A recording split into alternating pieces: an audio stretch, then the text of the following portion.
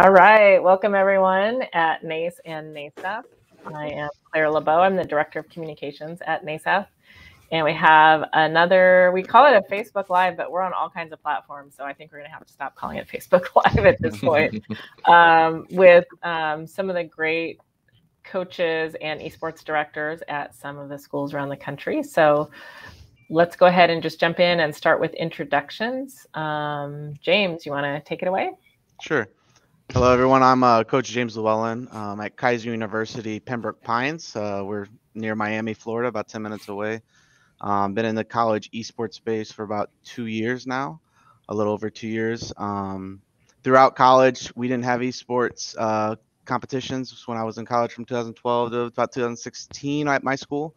I played college soccer and college cycling, racing bikes instead. So, yeah. Cool. Let's see, Lamar. On the spot. Hello, everyone. Name's Lamar Daniels. I'm the director of the esports program here at Lourdes University in Sylvania, Ohio, which is Northwest Ohio, right across the border from Michigan. I have been in my current position for 3 years now.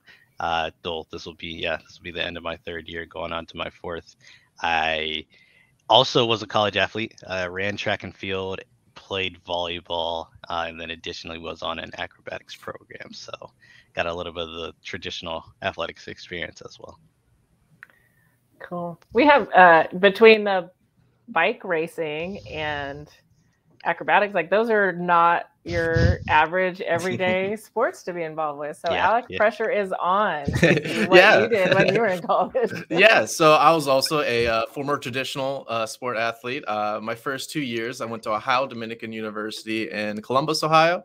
And then I transferred to Ashland University where I graduated, and I played esports here for 2 years. I was the Fortnite team captain.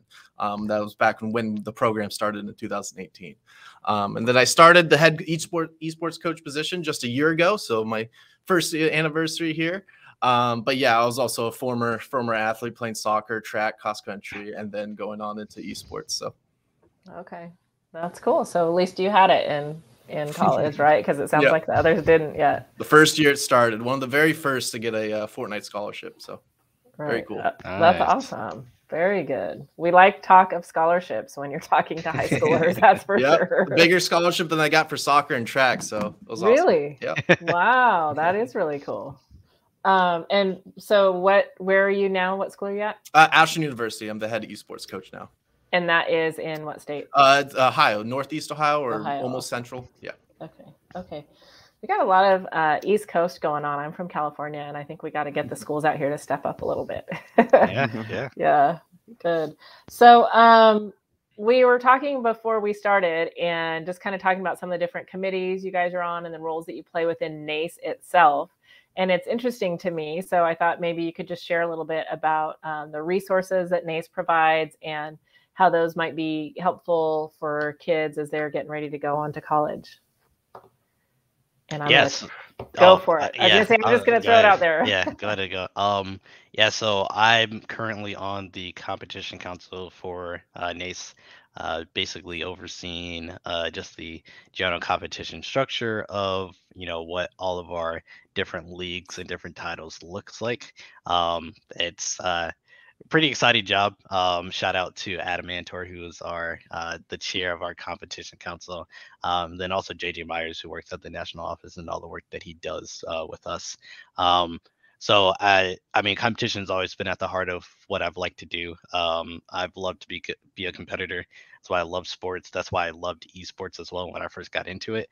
And so it's really awesome to be able to help, kind of formulate that structure for just like a national body as well is pretty cool. So I think NACE does a really good job at, how we structure things. As far as like our competition wise, the different titles that we're able to offer, and kind of making sure that, we keep it as well and smoothly flowing as we possibly can. Right. And I'm on the Eligibility Enforcement Committee. I was also on the Awards Committee beforehand, which basically was for the National Convention that happens in July every year. for NACE and selecting awards for player of the year, player for certain games, coach of the year. But then I moved into the chair of the Eligibility Enforcement Committee, which, as it sounds, enforces eligibility.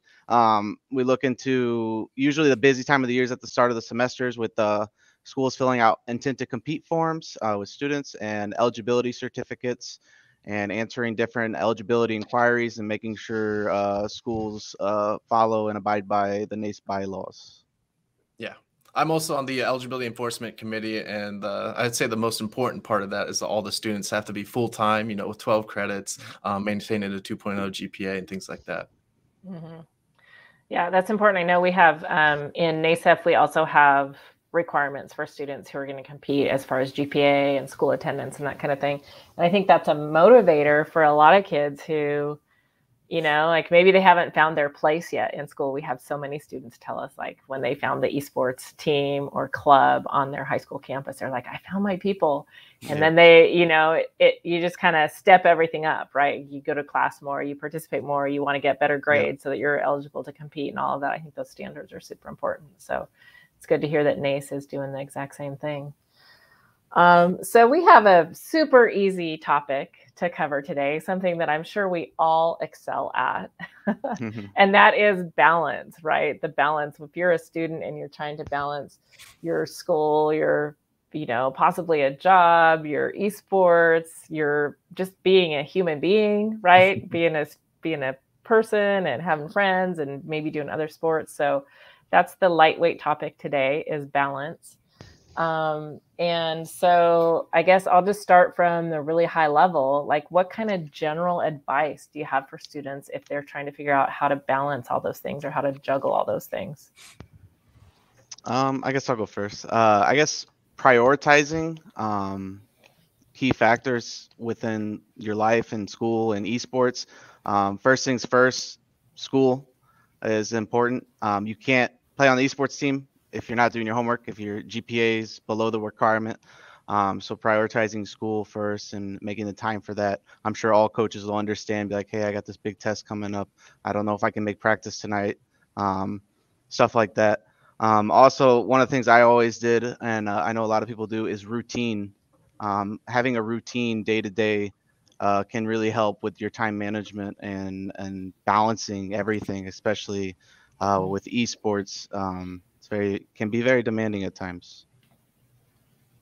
Yeah, I think the routine part is very important, and to have the consistency in your schedule too, and making sure that you're prioritizing the right things, especially if there's a certain class you're not good at. I was never good in math or statistics or anything like that. So make sure I'm prioritizing those first. Make sure I'm getting the tutors and help that I need for those classes too. I'll also say, I'll kind of springboard off here. It's kind of being okay if whatever routine or schedule that you're on doesn't always work out well. I try my best to keep the same balance as well. Now as a fully functioning adult, and part of that, I love to work out, and I try to always get in the gym like at least 3 times a week. But sometimes I'm not able to stick on the schedule, or I'm not able to go Monday, Wednesday, Friday, and I have to be flexible. And I think a big thing is, like, sometimes I think as students try to get rolling on the schedule or the plan and everything, like, I think sometimes, like, there's a little discouragement when you don't follow your plan perfectly, right?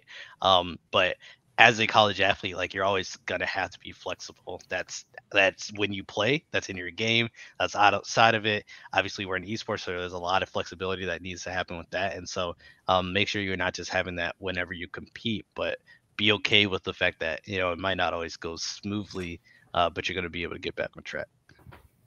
Yep. And I'm sure Alec and Lamar will agree with this, being a college athlete.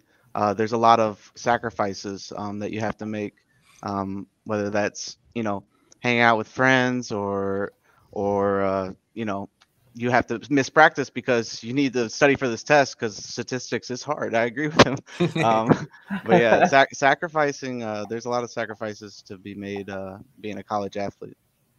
Yeah, for sure. How do you, you're talking about setting priorities, like what do you all do personally to decide, like, what are my priorities?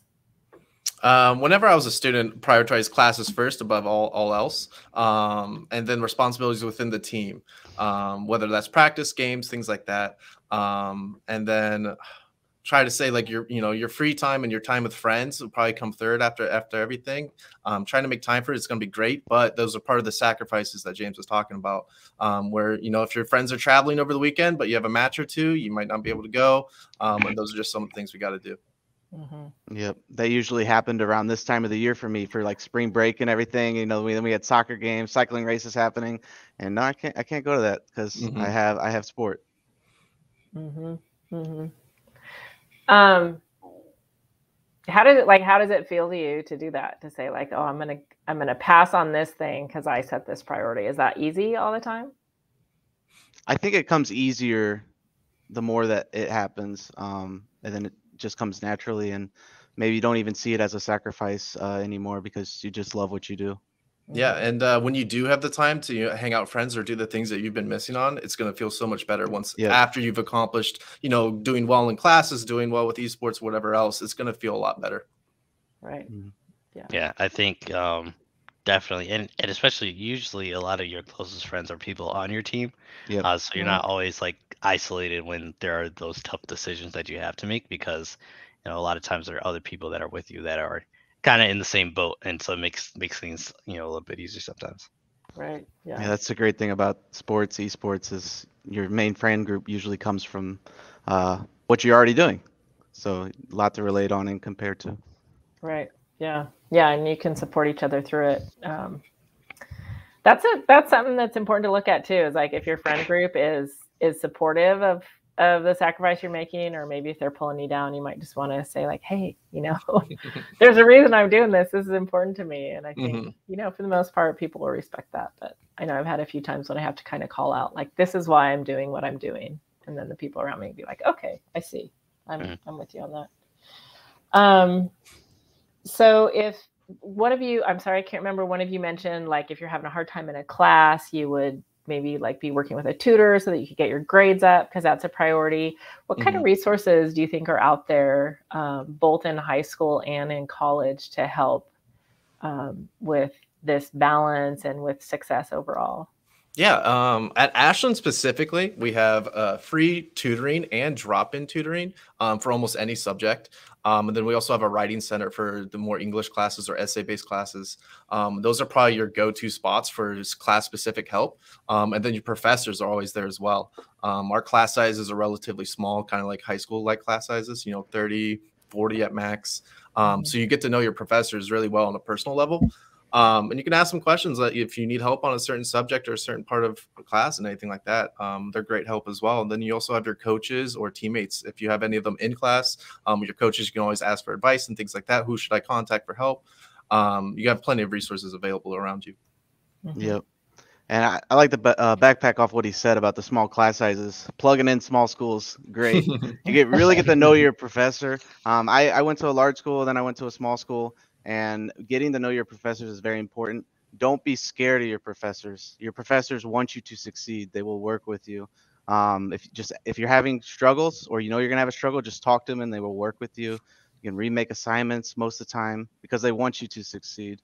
And also, the writing lab, math studio, is a great place to get everything done. And also student services, they have so many resources that I didn't even know about until I became like a full-time adult, and then actually learned about all the student resources. So go to your student services, figure out the resources they have.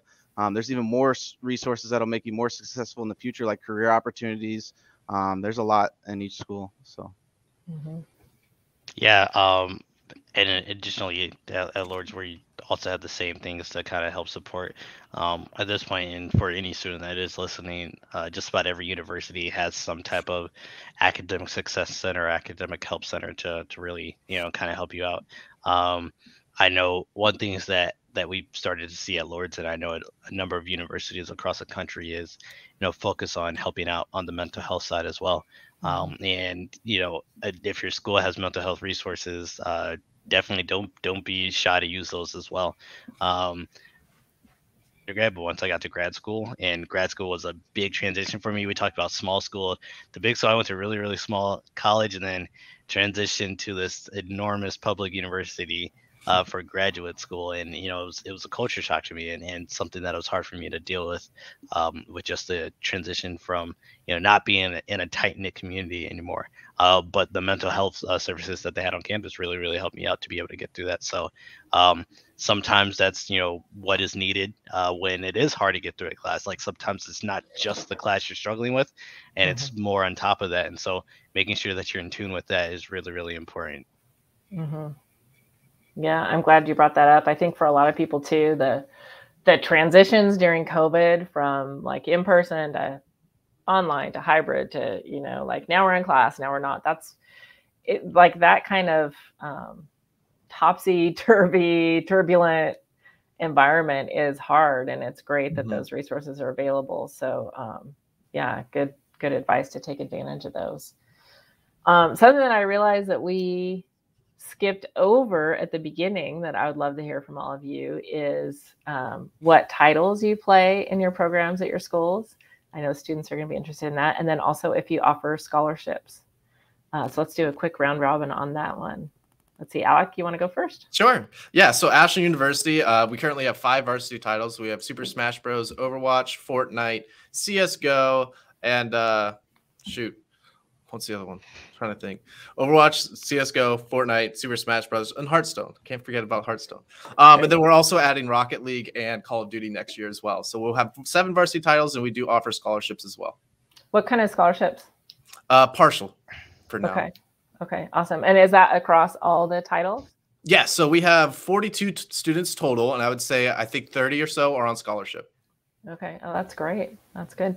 Do you ever look at other areas? One of the things we really focus on at NASEF is not just the gameplay, but then also, you know, picturing your career once you go beyond college and you want to work in a certain area. So, you know, if there's a certain aspect that you're interested in, like shoutcasting or streaming or, you know, analytics or exercise physiology, all those things, do you consider those scholarships as well? Or do you help students who are applying who are going to major in those things to find those? Or is that kind of on their own? As far as Ashland goes, we're a little bit behind on the media team side of things, but I've been wanting to input or add our social media team, adding shoutcasters on scholarship, adding social media coordinators on scholarship, and people in positions like that to help them get prepared and build on their resume for if they're interested in a position like that after college. But I know a lot of other universities have great media teams. Yeah, they seem to show off when we do these live streams. They'll be like, here I am, and check out my amazing background. And you're just so jealous of all the equipment that they have back there. Yeah. Lamar, how about you? What titles do you play at your school? So we currently support League of Legends, Overwatch, Rocket League, Super Smash Brothers, and Hearthstone as well. We do offer scholarships. They are partial as well, partial tuition scholarships here. But they are able to be stacked on with academics as well. So that was one thing that I found important. I remember when I was doing my recruiting, and I remember going to a school. Actually, that's in Ohio that has an esports program, but I won't call them out. But they were like, "Oh yeah, you have too good of an academic scholarship, so you're not going to get an athletic scholarship." And I understood because it eventually comes out of the athletic team, but it really is just like, oh man, that kind of stinks. It's nice that we're able to do that at our program to be able to do that. And then additionally, we're on the same boat of like we've been starting to do better at like getting other people on the managerial side into the program. We have someone who came in as a manager for now, bringing someone in to do social media.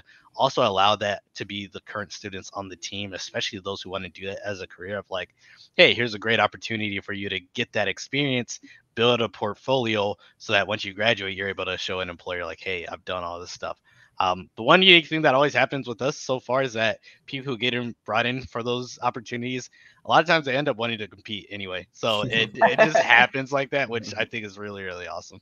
Right. That's cool. Our NASEF's marketing coordinator Angie, shout out to Angie because she's awesome. She went to UC Irvine. She was a team manager for the Overwatch team there. Nice. And, nice. you know, and then that did give her like great experience. And like you said, having that portfolio of things that you've done, that completely separates you when you go to interview for jobs. So whether it's through internships or, you know, things like you're describing, it's so important for sure. James, how about you? What titles are you guys playing at your school? Yeah, so we're playing Apex Legends, Call of Duty, Overwatch, Valorant, FIFA Soccer, Madden. Oh, what was Madden?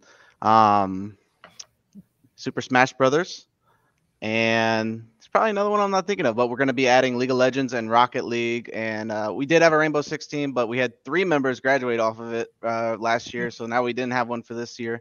So hopefully adding Rainbow Six again for next fall. And we do offer scholarships as well, partial.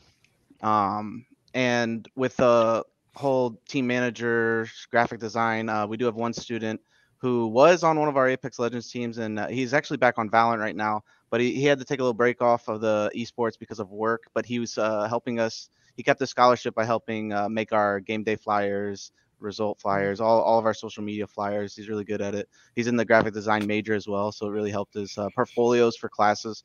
And we are starting an esports management emphasis at our school. It just started this January, so got a few students that's already came here for that. Hopefully a lot more in the fall, and we'll start a little student government organization, and they'll be getting hands-on experience from some of those classes like event management. So it's really good for them to there. Yeah. Hearing you all list off all the titles that you have at your schools makes me think for our teachers or general managers who are watching, who may be overwhelmed by the thought of, how am I possibly going to run a program where there are so many different titles that can be played? You know, it's not like I'm the soccer coach and we're playing soccer. There's so much. So do you have any advice for those clubs or those teachers who are trying to oversee in their spare time programs where the kids are playing multiple titles? Go ahead. Okay, I was going to say it's really important to divvy out the responsibilities. Having like a team captain that can take up some of the responsibilities away from the director or like the head coach could be a huge help into organizing, you know, when matches are, when to practice, scheduling, everything like that. It just takes off a lot off the plate. Yep, and gives those students that experience too that they can put on resumes, etc. So yeah, right. Passing out those responsibilities. Good point. Right. Yeah, I agree. I think it is good to lean on captains. Obviously, if being in high school, I know most high school programs are usually like that one single person kind of in charge. But realize that, you know, at the end of the day, like the kids, I know sometimes it might feel like, man, you wish you could do more, but sometimes just realize that your presence being there, allowing that program to even exist in the first place and grow from that is honestly just enough for what the kids need. Yeah. How about game skills coaching across that many titles? How do you manage that? I would say for me, I'm a one-man show here. I don't have coaches for each game. So I specifically do not play all 10 of those games. That would be impossible to be a good enough coach for all those. So my games are like Apex Legends, League of Legends, and a little Overwatch, where I can actually help with game skills and coaching in that. And in the other games like Super Smash Brothers that I have really no idea about, we have the game captains that will do the VOD reviews and have the little sessions after practices or after games to go over what was needed and what to do better and what we could have done, all that. Yeah, I was going to say the same thing, but having a team manager or team captain kind of doing most of the work there. But for like me specifically, Fortnite, I'm able to help out and coach and VOD review with them. And then we also do some online coaching through like Gamer Sensei or other sites like that. Well, for example, last year we had Coach Shifty. He coaches like the British Hurricane for Overwatch League and whatnot. We had a few sessions with him going over VOD reviews and getting his perspective on everything. So getting in high-level coaches and just for a few sessions like that can make a big difference. Yeah, for us, I'm blessed that I have a pretty have a great grad assistant. He coaches our League of Legends team. I coach our Overwatch team on our teams, I guess plural, on hands, which is great. I love coaching. Coach track and volleyball, high school and college. So like it's, I know some directors are like, man, I wish I'd just be a director, but I'm like, man, I love being able to be on the coaching side. But you know, for the other titles that we have, like a lot of it is again kind of leaning on the students. I think having some traditional sport experience does help me to be able to see some things. I'm not the best Rocket League player in the world at all, but like sometimes you can just see something and just notice like, hey, you know, I might not know the game, it just doesn't necessarily look right. And I think Rocket League is kind of easy with that. But so yeah, I'm blessed, you know, great grad assistant, you know, and I'm able to kind of do some things on my own as well. Yeah. Another thing I'd like to add is I'll sit in the calls for most of the games and practices, and being part of the soccer team and things like that in the past, I can notice a lot of the bad constructive criticisms or the just bad communication overall. When people get maybe a little too toxic towards their teammates and things like that, able to kind of be the mediator there and be able to show them like or let them know like, hey, you know, what you said here wasn't the most constructive thing, you know, trying to keep everything positive and helping out that aspect too. Yeah, that's great. We have from NASEF, we work with Cloud9 Training Grounds, and we run coaching on specific titles like once a month ish, where, you know, we'll have a highly ranked player giving advice to the students. And that's super important too, is just to be humble, right? To listen, to acknowledge that you need coaching and to seek it out. Because I know it is available like through NASEF. It's completely free. Like everything that we offer, it's free for the students to participate in. So it's a great way for them also to maybe build a base of skills before they come to a program like yours. But then you have to be willing to mold into the new program as well once you're there, right? So one of the things you mentioned was just about sort of those skills that kids have, or, you know, maybe need to be molded a bit as far as being a good teammate. So what are some tips that you have for students who are developing those habits now? How can they be a good teammate? I'm gonna start with Lamar because I think the other two have started the other questions. One of the big things, I mean, this is really big. I've learned as I've been coaching, is understanding that different, and so I'll say it from like a team standpoint, different team members on your team are just gonna, you know, respond to things differently, right? There are certain players on my team that I can be blunt, direct, maybe joke with on something if a mistake is made, and certain members that, you know, you just can't. Some members you can say something publicly in front of the team, some you need to say something privately. So for people looking to be a really, really good teammate, just kind of realizing like sometimes if it's someone that is a good friend of yours, you kind of understand them a little bit better, and you know, hey, I know if I say it in this way, this is how they're going to take it because that's just their personality. And I think that's fine. I think it's just one of the biggest things. I tell this to like all my captains all the time, because all of them in some way, shape, or form are leaders, right? And a number of them are looking to become directors in their own future. It's just like, hey, the biggest thing I'm always learning and always improving on is understanding how I need to communicate to each individual person, and I understand that. So if you can realize that as a teammate already from the jump, like you're already, you know, leaps and bounds ahead of a lot of other players. Yeah, for sure. Alec, anything to add on being a good teammate? Yeah, kind of in line with that is, you know, being able to listen to your teammates and kind of understanding and knowing how they react to certain things. You know, like you may be able to joke about a mistake. Some may take that more personal than others, and it might take more time to get to know them better. And the more and more you play with teammates, the better you guys are going to get chemistry wise and everything like that.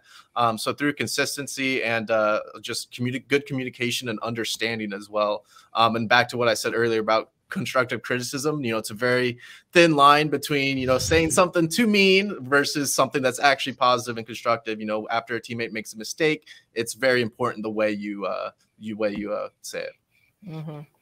For sure. Anything to add, James?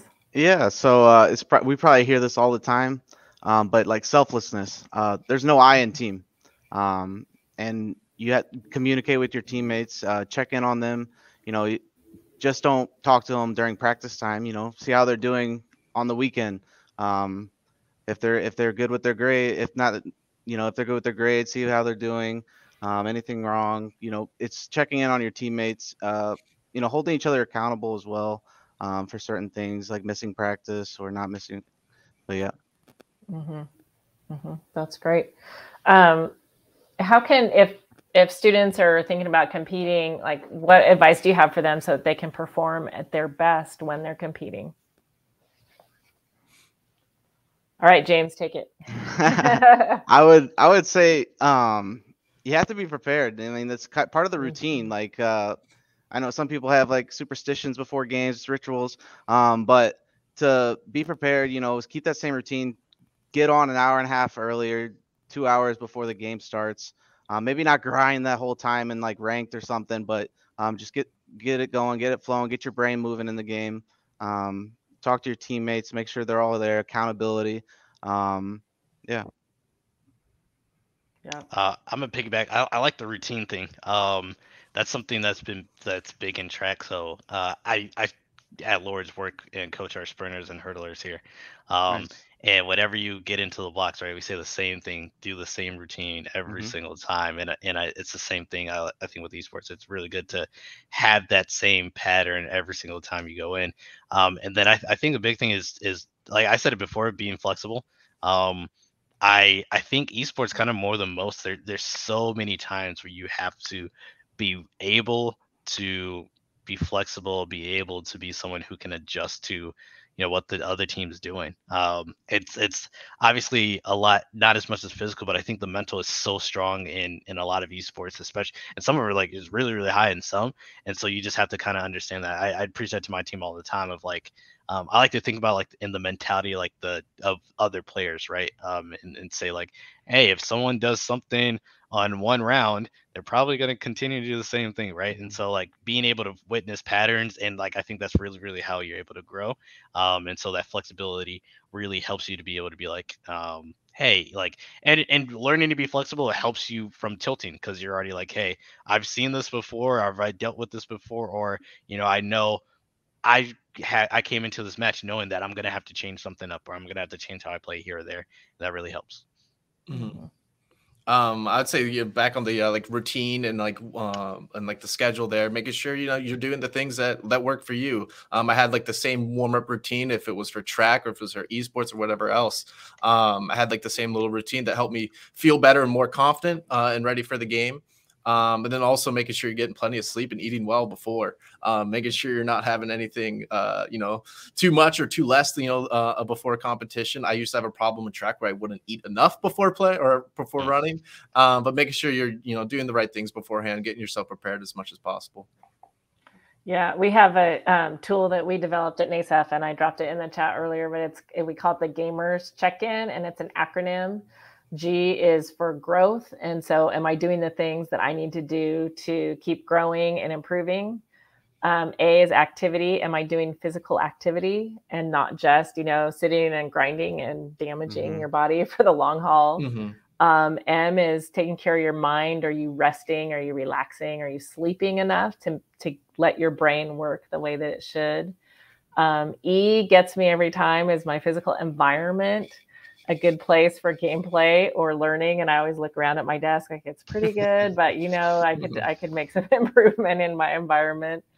R is relationships. Sometimes I think when you're competitive, you could tend to get really narrowly focused, and it's making sure that you have a variety of relationships that are building into you. And then S is sustenance, which Lamar was taking care of as we were jumping on, because he was like, I am going between activity A to B to C, and I got to eat. And so making sure that you're eating so that you're not running on, fumes is super important also. Yeah.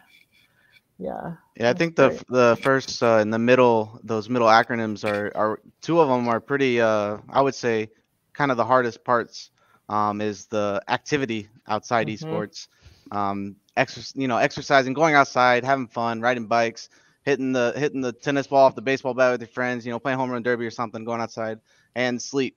I know gamers play all night and then they wake up for class at 8 a.m. And you need to get the proper sleep and rest, and don't get burnt out. Take a break after the season, a 1-2 week break after the season's over. And sleep too. I think especially with high schoolers, they are growing like crazy, and you need sleep to grow. So it's really important. So let's see. Well, I think we'll wrap up with just like general advice that you might have for students. So, we've got a lot of high school students that are going to see this, and they're thinking about, what does my college path look like?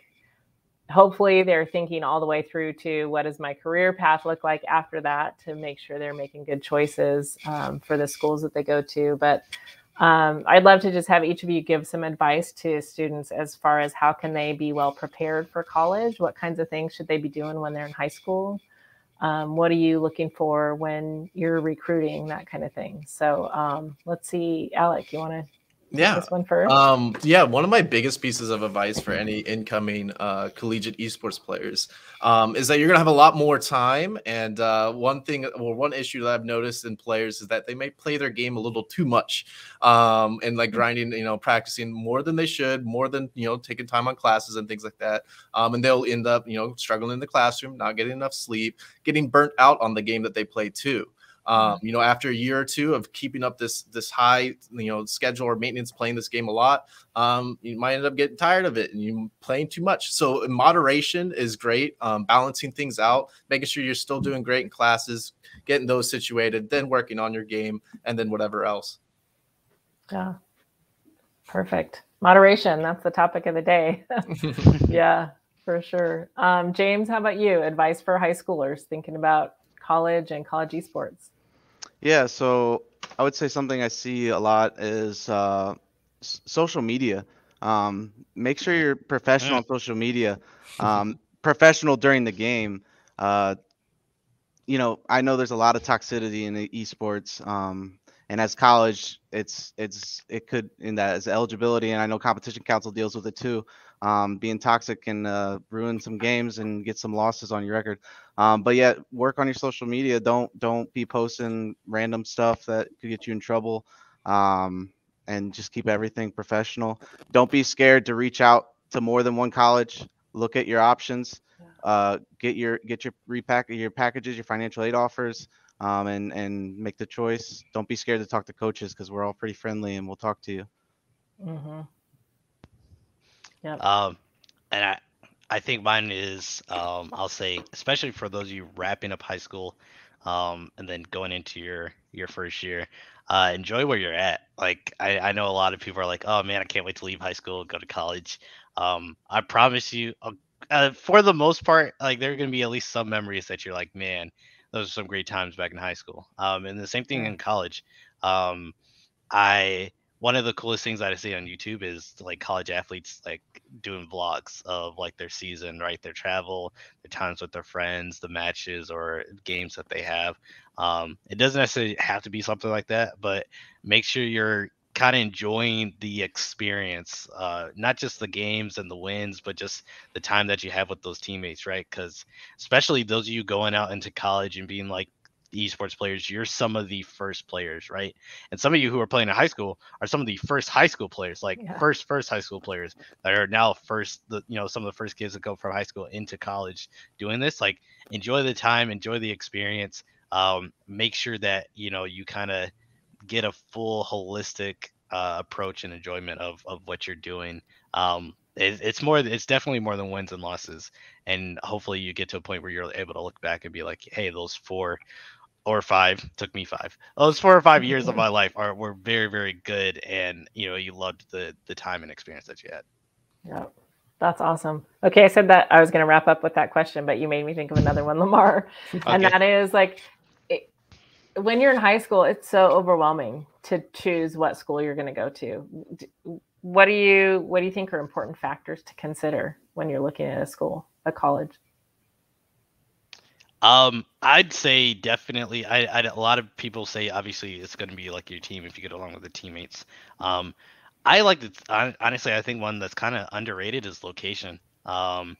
Some people like being in a college town that is kind of out in the middle of nowhere and like the college is it and you're kind of insular. Some people don't. I was happy that when I went to college out in DC and I loved it. I'm a city person. I love being in the city. So that was cool for me because I was able to experience, you know, a brand new city where like my college was small, which I loved. And then my city was big. So it gave me a little bit of both options that I liked.